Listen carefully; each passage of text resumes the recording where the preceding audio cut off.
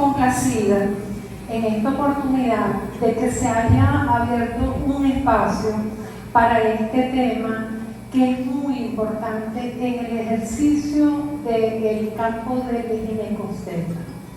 La tendencia actual es que el ginecobstetra se concentra mucho en la evaluación de los embarazos de alto riesgo, pero estamos salvando un embarazo, pero no estamos considerando que ese niño probablemente lo podamos tener dentro de poco tiempo huérfano con patología mamaria. Entonces es importante considerar varios puntos. Mi intención no es hacerlo a ustedes especialistas en patología mamaria, pero por lo menos manejar lo básico de este problema.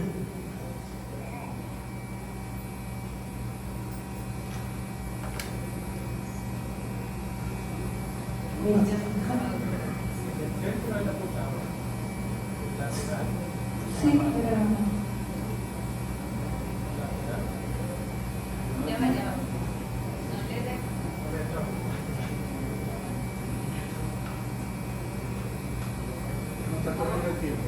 ajá. Muy bien. Es importante saber que para las estadísticas de las Américas y el Caribe, la patología mamaria está presentando un incremento importante, siendo la última evaluación el diagnóstico de 491,000 pacientes, es decir, que anualmente en el país se están diagnosticando 100,000 casos. De esos 100,000 casos, se nos están muriendo el 39% de las pacientes. Y hay una extrapolación en nuestras estadísticas donde dice que para el año 2040, 12 de cada 12 pacientes que nosotras veamos en la consulta, una va a tener una patología mamaria, bien sea en diagnóstico, ya operada, en tratamiento o fallecida por esto. Entonces es un tema importante. Estas cifras no solo están incrementando en Venezuela, sino a nivel mundial. Es importante saber que la patología mamaria entra dentro del campo del ginecobstetra. Es cierto que debemos derivarla en la mayoría de los casos, pero el ginecobstetra es el que va a llevar la batuta en este caso. Si observamos la patología mamaria en las incidencias, según las estadísticas de las Américas, tiene una incidencia de un 25% mayor que el cáncer de pulmón. Pero fíjense cómo la mortalidad sigue siendo alta, o sea, la sobrevida está muy baja. Si metemos un poquito la lupa a esto, sumemos las causas de mortalidades del cáncer de mama, el ovario y el cervicouterino, y me va a dar que el ginecobstetra se enfrenta al 50% de la patología oncológica general del país. Entonces, no podemos tomarnos a la ligera esto. Es importante que el ginecobstetra haga equipo o forme conjuntos, o por lo menos ya empezar a evaluar a dónde en ciertas circunstancias voy a derivar el paciente. ¿Para qué se hacen los estudios mamarios? En primer lugar, para la pesquisa. Esta pesquisa se la voy a aplicar a la comunidad en líneas generales. Quiero hacerle una acotación que estamos viendo mucho. Yo respeto mucho lo común, pero hay que saber en qué momento individualizamos los casos. Hay la campaña Tócate, Pálpate. Tenemos que tener en cuenta que la mamografía o los estudios ecográficos pueden evaluar lesiones hasta de 3 milímetros, que clínicamente no la palpa ni el médico ni la paciente. Los médicos con mucha destreza a nivel de palpación pueden palpar lesiones entre 7 milímetros a 10 milímetros. Y la paciente tocándosela se dice que 2 centímetros. Entonces, ¿qué necesito yo? Un diagnóstico precoz, que es el que me va a salvar al paciente. Y el médico y la paciente van a palpar lesiones que ya son clínicamente palpables y la posibilidad de salvar al paciente se reduce. Con lesiones menores de 1 centímetro, yo puedo salvar la vida del paciente nada más con la cirugía, porque no hay extensión ganglionar, pueden haber otras situaciones que se enfrentan allí y evitamos a una familia completa a desgastarse en una quimio y una radioterapia. También permite la caracterización de hallazgos palpables, el estudio inicial en mujeres menores de 30 años y embarazadas y la evaluación de los implantes mamarios. Entonces, esto es importante que nosotros lo manejemos. Yo hice un plan, que yo les hablo a ustedes de un plan de un ABC, ¿ok? Para hacerle la cuestión un poquito más sencilla. Por supuesto, el ultrasonido mamario sirve también en estados avanzados para la biopsia y realizar procedimientos, como cuando las lesiones son subclínicas, nosotros necesitamos un método de imagen que llegue a esa imagen que clínicamente es no palpable y tengo el 100% de la certeza de que lo que estoy biopsiando es el área de interés. Antes se hacían muchas punciones o se hacían biopsias por truco a ciegas y muchas veces te llegaba el resultado y te decía una entidad benigna y el error era que lo hacíamos a ciegas. Entonces a veces podíamos no biopsiar el centro de la lesión. El ultrasonido mamario es muy bueno en la evaluación de mamas densas y normalmente podemos, más adelante vamos a ver, visualizar otros hallazgos. ¿Qué significa los aspectos a considerar? La que nos tenemos que casar todo el tiempo, que es la tipificación de Vigans, que no es un diagnóstico. O sea, es importante que ustedes sepan que esto no es diagnóstico. Esto es un sistema de registro, ¿ok? Entonces, ¿qué pasó a nivel de la entidad mamaria? Había un consenso europeo, había la radiología y había el oncólogo y todo el mundo se atrevía a dar un diagnóstico. Este sistema dijo, voy a unificar todos los criterios y a mí lo que me importa es que tú me metas los pacientes dentro de categoría. Y después vemos qué nombre y qué apellido le damos a ese muchacho. Pero por lo menos decirle pertenece a la familia Tobar, pertenece a la familia Suárez y ahí después vemos qué hacemos con eso. Y en tercer lugar, la C, que es las conclusiones y consideraciones finales que tenemos que tener presentes. ¿Qué aspecto debemos tener en cuenta? Cuando nosotros vamos a evaluar un paciente, tenemos que saber qué técnica de estudio vamos a aplicar según la edad del paciente, los hallazgos clínicos y, por supuesto, tener presente la formación del verdadero equipo de trabajo. Porque de nada sirve que ustedes me entreguen un paciente a mí y yo no esté capacitado para manejar lo que el paciente tiene o lo que el paciente amerita. Para considerar la técnica de estudio es importante saber y manejar, en primer lugar, la edad del paciente y en segundo lugar, las características de la mama. Por la edad de la paciente es recomendable como primera opción el ultrasonido mamario en pacientes menores de 30 años teniendo la salvedad que esa paciente menor de 30 años no tiene un hallazgo palpatorio presente y el tejido mamario sea un tejido fibroglandular.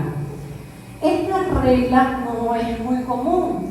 En Venezuela, como comentaba antes, nosotros traemos como las plumas del pavo real, somos muy mezclados. Y las mujeres con ascendencia indígena o la gente muy morena tienen las características de mamas fibroglandulares, incluso de posmenopáusica. Pero es importante por lo menos poner un orden en esta situación. Entonces, ultrasonido mamario, pacientes jóvenes, pacientes con prótesis y pacientes con hallazgos palpatorios cuyas mamas sean muy glandulares. Y la mamografía, toda paciente mayor de 35 años. A los 35 años hacemos un estudio, como un estudio base, para ver qué tipo de tejido mamario tiene, y luego incluso esa paciente puede ser seguida por los métodos. Hay una regla general que si tengo una paciente de menos de 30 años que ya tiene un tumor mamario ya diagnosticado por ultrasonido, puedo pedir una mamografía. Se hace la mamografía solo en la mama afectada, ¿ok? Entonces fíjense cómo hay ciertas consideraciones que tenemos que tener presentes. Los hallazgos clínicos son múltiples. Erosiones a nivel de la mama, cambios de coloración, engrosamiento de la piel, secreción a través de la mama, cambio tipo piel de naranja, eso ustedes mismas lo pueden evaluar. Pero no olvidemos a un querido amigo que no da síntomas, no da hallazgos radiológicos típicos, y es un cáncer que es el famoso Payet. El Payet empieza con cambios a nivel de la zona del pezón y el área periareolar, y en ausencia de hallazgos imagenológicos no podemos decir que el paciente no tiene cáncer. Debemos evaluar, mandarla a un médico especialista donde tomamos biopsia de piel y ahí nos llevamos la sorpresa. Y por supuesto, recordar siempre, la humildad en el campo médico es la excelencia. De repente ustedes pueden tener un conocimiento, pero va a haber un oncólogo o un oncólogo médico o un cirujano oncólogo y un radiólogo que podemos estar en ese campo. Yo siempre comento que yo cuando hice mis pasantías en posgrado en unidades muy calificadas en Caracas, como era CECLIN y la Policlínica Metropolitana, habían unas eminencias allí, y a mí me tocó ver cómo esas eminencias te tenían al lado y se rascaban la cabeza y te decían: ¿qué con esto que podemos hacer en este caso? ¿Tú crees que será una categoría 3 o lo identificamos como una 4?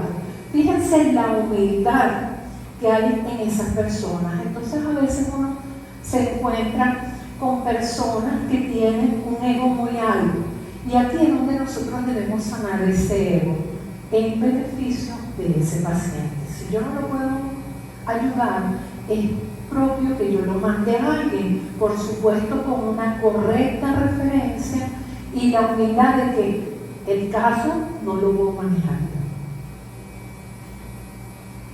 Vamos a hablar, como ya se lo mencionaba, del sistema de información radiológica en el diagnóstico mamario. Aquí yo no le voy a poner la regla, lo que debe decir, pero yo lo que le quiero traducir a ustedes es lo que significa cada una de estas etapas. Tenemos un viracero. ¿Qué significa un viracero? Cuando yo hago un eco o una mamografía y le digo a ustedes: no sé qué tiene el paciente, busca cómo lo estudies por otro lado, pero yo me inhibo de dar un diagnóstico. Cuando nosotros somos personal médico serio, sabemos que ningún paciente se puede quedar acá. A veces a mí, yo miro con preocupación que les escriben a los ginecólogos un viracero y la paciente pasa un año sin saber qué tiene. Eso no puede ser así. Yo tengo que buscar la forma, o es una proyección adicional en la mamografía, o es un ultrasonido mamario, o se la mando al oncólogo, que el oncólogo me diga qué carrizo es lo que hay allí, ¿ok?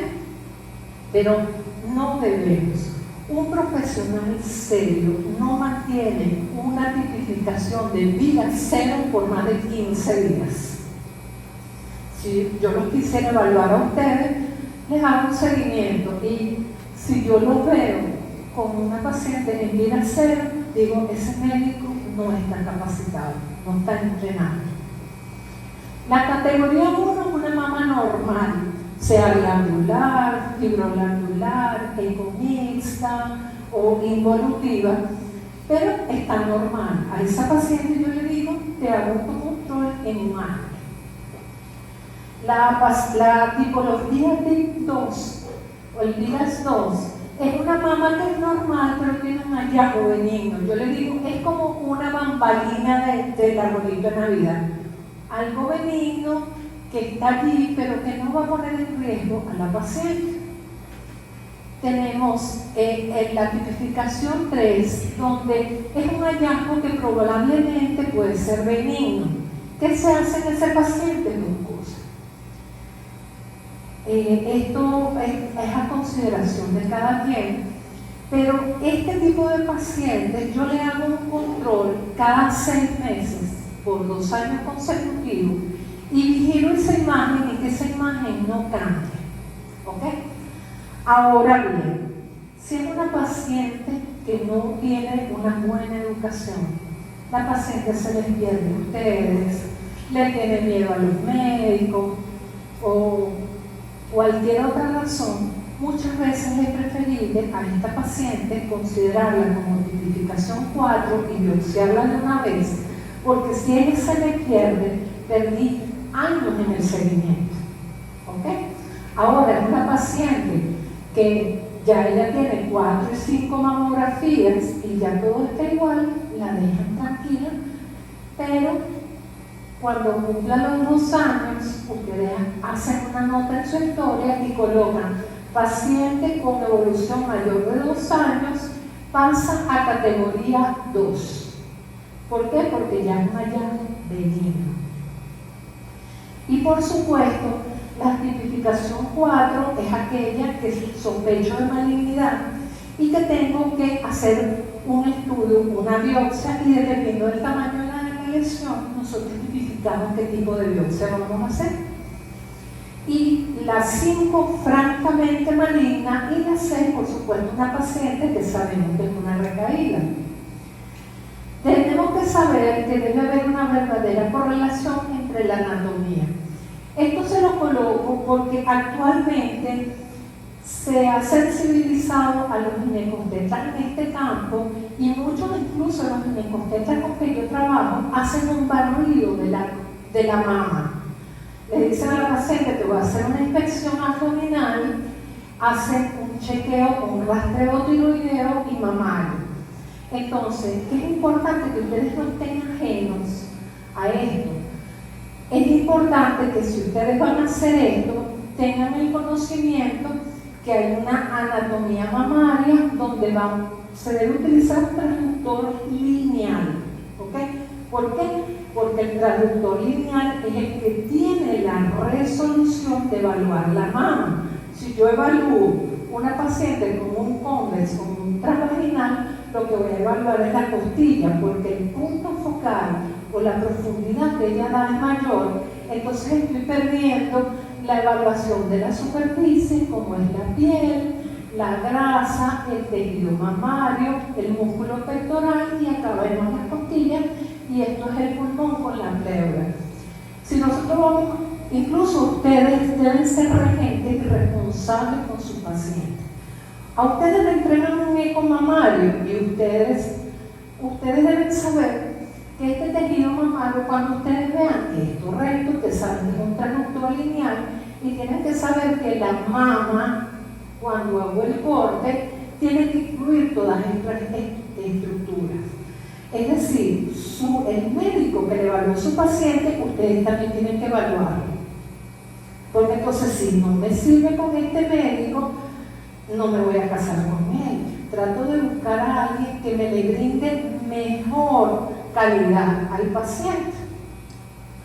Y esta zona, que son los conductos y los tejidos, los lobulillos, son estructuras que representan el 90% de asiento del cáncer de mama. Por supuesto, vamos a conseguir calcificaciones que se van a ver mucho mejor por mamografía. Hay que describir los márgenes, la forma y la orientación. En líneas generales les comento que las formas pueden ser múltiples, ovaladas, donde el diámetro transverso que se debe medir, longitudinal, que se debe medir, la medición se debe hacer en el sentido de la orientación de la piel. Entonces acá este diámetro es mayor al de la profundidad, formas redondeadas y por supuesto formas irregulares. ¿Okay? Pero la regla general que yo les comento a todos los ginecobstetras es que deben conocer que siempre el que altera el eje vertical es la patología que más se acerca a la malignidad. Si ustedes ven que ella está acostada en el sentido de la piel, tienen más posibilidades de ser una lesión benigna. Los márgenes podemos describirlos de múltiples formas, bien circunscritos o no circunscritos, entonces vemos como una forma en diferentes ángulos. Pero lo importante es que yo me puedo matar como ustedes a decir que este me pareció más malo que este y todo, pero uno aquí con la biopsia se lleva sorpresas. Yo siempre le digo al paciente que yo tengo un aparato de ultrasonido, pero no tengo un microscopio. ¿Okay? Uno se lleva sorpresas en la histopatología. Hay lesiones calcificaciones intranodulares, donde vemos este tipo de calcificación por fuera de ellas, e incluso este es un conducto mamario y vemos cómo hay calcificaciones en su interior. Generalmente las entidades benignas, como los quistes, tienen bordes circunscritos, pueden ser redondeadas o ovales, y la característica es anecoica, y hay sobre todo un reforzamiento acústico posterior, que es la característica importante. Mucho cuidado cuando ustedes evalúen quistes y la ganancia del que hizo el eco está mal, porque entonces puede ser una lesión sólida que yo no ajusté bien la ganancia y la estoy confundiendo con un quiste. Entonces todo esto hay que evaluarlo. Este caso es un caso muy particular que siempre lo presento en mis ponencias y es por lo siguiente. Esta paciente es una paciente de 33 años que fue evaluada por un ginecobstetra y cayó en este error de la ganancia y le dijo que había un quiste. Esa paciente perdió mucho tiempo y cuando ella sintió que esa masa estaba aumentando de tamaño, acude a mi consulta y cuando yo evalúo a la paciente en mi consulta, veo que los bordes ya no son regulares, tenemos una lesión satélite acá y por acá, con mucho detenimiento, logro ver que hay un conducto mamario. Esta paciente de 33 años fue diagnosticada con adenocarcinoma mamario y lamentablemente murió hace aproximadamente un mes. Acá vamos a hablar del VIRAS. Fíjense acá. Esto es una mamografía en proyección medio lateral oblicua y veo que tiene mucho tejido glandular. Todos lo ven, ¿verdad?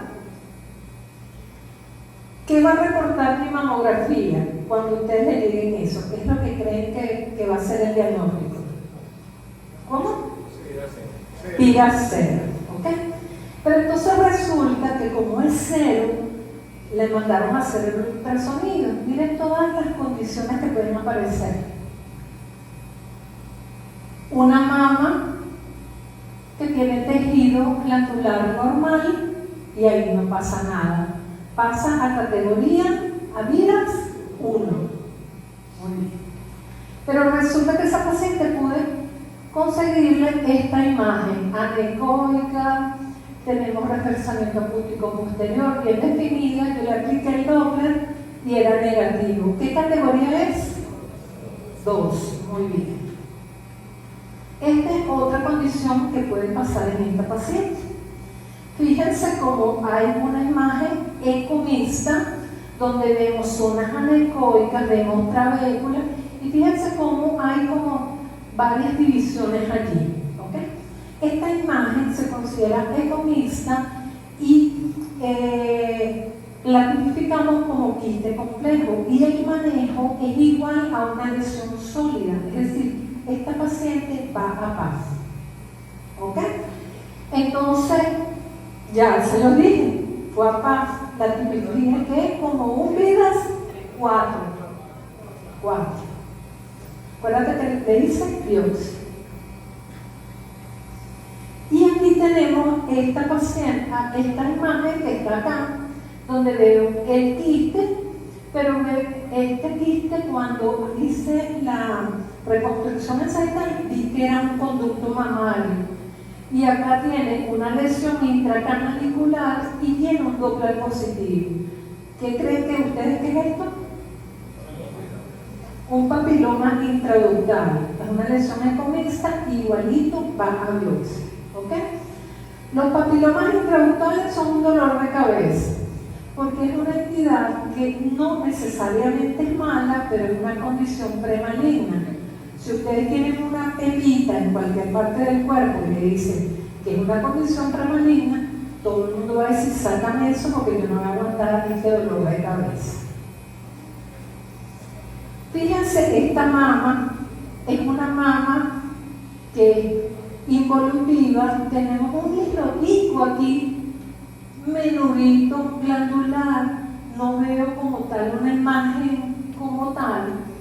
Incluso esta mamografía la metimos en un sistema de inteligencia artificial, por decirles algo, y dijo que no había nada. La lesión, que es el original de la mamografía, se relacionó con esta imagen. Esta es la misma imagen que le había descrito a la chica anterior, pero conseguimos este tipo de imagen. Esta imagen ecográficamente, ¿cómo la tipifican ustedes? Un 4, exactamente. Entonces, algo que incluso hasta por inteligencia artificial me dio benigna en mamografía, o sea, o por lo menos no me llamaba nada la atención, fíjense que resultó ser una lesión que se tipificó y resultó ser maligna. En conclusiones, debemos saber que el paciente tiene que irse de su consulta para un control anual con un diagnóstico definitivo y una conducta que debemos de resolutiva. Debemos saber que hay que reconocer que el cáncer de mama es una de las primeras causas de morbimortalidad en Venezuela, que hay que comprender la importancia del ginecobstetra en la pesquisa, en el diagnóstico y seguimiento de la patología mamaria. Yo quisiera comentarles de que si ustedes tienen una paciente, es su paciente de seguimiento y hasta le saben el nombre del perro de la casa del paciente, usted es el director de la orquesta de la paciente. Es decir, la paciente puede venir a mi consulta o al oncólogo que está conmigo, pero yo tengo que responderle a usted, mira, tu paciente reportó esto, y usted tiene que estar en conocimiento del caso, porque cualquier duda, esa paciente les va a preguntar mucho a ustedes. Entonces es importante que ustedes tengan el conocimiento, saber dónde me hacen mejor las mamografías, dónde me hacen mejor el eco, a quién les mando al paciente para la biopsia, a que incluso actualmente hay muchas polémicas que tenemos en el medio y es con los patólogos. Es horrible el diagnóstico del patólogo, porque no sé qué está pasando en la regulación en ciertas situaciones en el país, pero hay citotecnólogos informando patología de mama.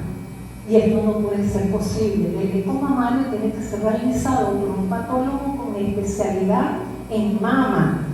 No puede ser un citotecnólogo. Esto no puede pasar. O sea, eso puede ser para citología y otra serie de cosas, pero para esto no. Conocer el correcto análisis y seguimiento de los protocolos del RIRAX, ubicación de equipos de enlace y profesionales formados en el área de oncología y radiología, diferenciar dónde es bueno la mamografía y el ultrasonido para que generalmente se complemente. Y muchas gracias por su atención y espero que esto les haya servido un poco para su ejercicio.